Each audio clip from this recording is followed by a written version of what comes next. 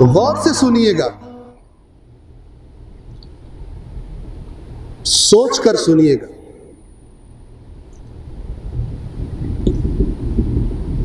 برحق ہے جو اہل بیت نے فرمایا ہمارا شیعہ جنت میں جائے گا، برحق ہے،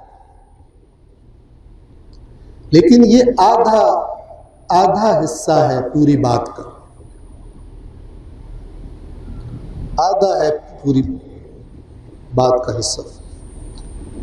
یہ آپ نے موبائل سیل فونز کی جو کمپنیاں ہیں، موبائل لنک وغیرہ، ٹیلینور جو کمپنی ہے، ان کی آپ نے بڑے بڑے یہ بورڈ دیکھے ہوں گے، اشتہار دیکھے ہوں گے۔ اس اشتہار پر کچھ چیزیں بڑے بڑے الفاظ میں لکھی ہوتی ہیں جن پہ سب سے پہلے نگاہ پڑتی ہے، اور وہ چاہتے بھی یہی ہیں بے ایمان کہ سب سے پہلے عوام یہ پڑھے، اور چھوٹا نیچے سے ایک کونے میں کیا لکھا ہوتا ہے؟ Terms and conditions apply. وہ اتنا چھوٹا ہوتا ہے کہ اس کی طرف توجہ ہی نہیں کرتا۔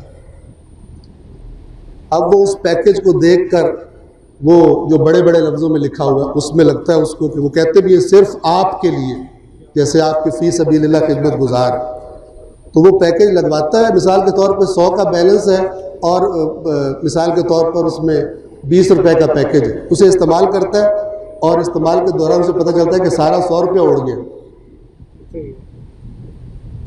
وہ پھر فون کرتا ہے، شکایت کرتا ہے کہ یہ کیا ہوا؟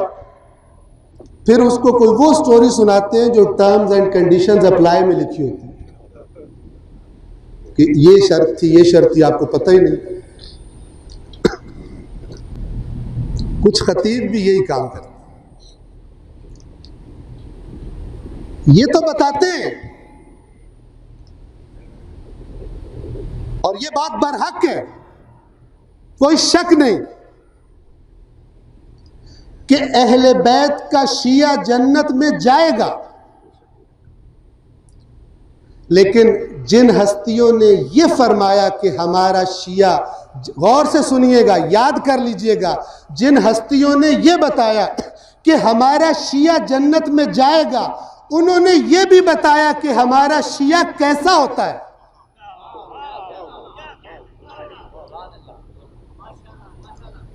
وہ نہیں بتاتے، وہ نہیں بتاتے، کیونکہ اس کے خریدار کم ہے، اس کو سن کے بور ہو جاتے۔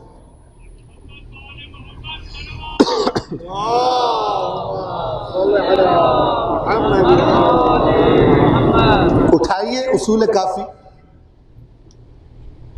کتاب الایمان والکفر، پڑھیے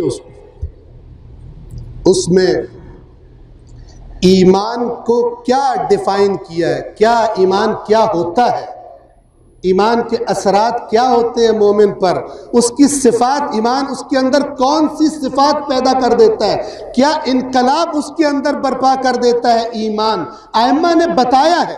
اب اگر کوئی اس کو سوچے ہی نہ، اور کیونکہ پیدائشی ایک گھر میں پیدا ہوا ہے اور زندگی وہی گزار رہا ہے جس سے انہوں نے منع کیا ہے، اور پھر کہے یہ جو انہوں نے فرمایا نا میرا شیعہ جنت میں جائے گا، یہ میں ہوں، یہ دھوکے میں ہے۔ یہ اسی طرح دھوکے میں ہے جس طرح رسول اللہ کے زمانے کا یہودی اور مسیحی دھوکے میں تھا۔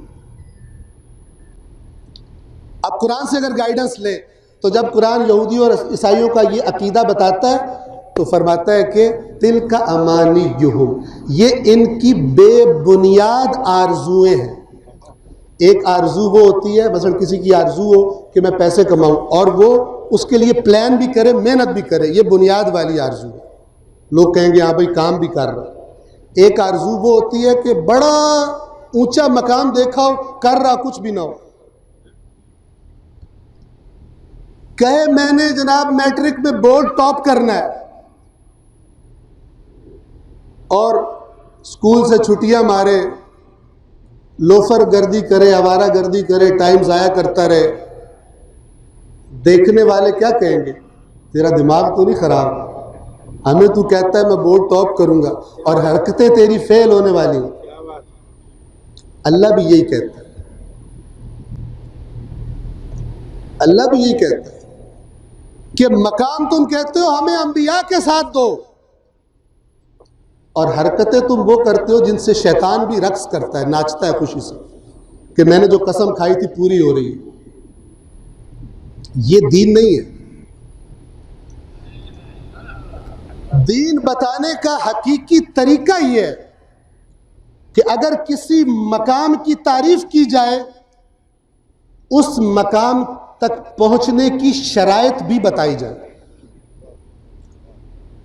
ورنہ یہ کائنات کا سب سے بڑا دھوکہ ہے جو بہت ساروں کی آخرت کو تباہ کر دے، آخرت کو تباہ کر دے۔ ایک سلوات پڑھیے محمد والا۔